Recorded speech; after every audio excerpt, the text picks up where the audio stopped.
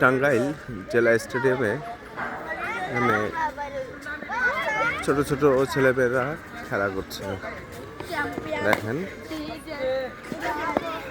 এরা আগামী দিনের বাংলাদেশের ক্রিকেটকে প্রতিনিধিত্ব করবে।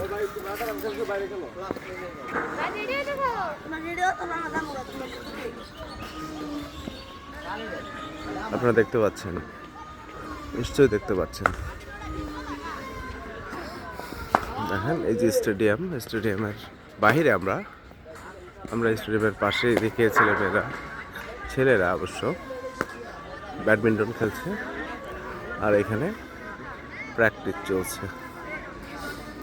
আর এই যে একজনকে দেখতে পাচ্ছেন, উনি তার ছেলেকে নিয়ে প্র্যাকটিস করাচ্ছে। এবার 14তে খেলবে আর কি, আন্ডার 14-এ খেলবে।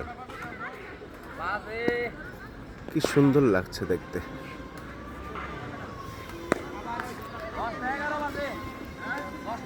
টাঙ্গাইলের এই জেলা শহরে আমরা আছি, আমাদের কাজ ঘোরাঘুরি সব চলবে, অনেক কিছু আপনাদের দেখাবো।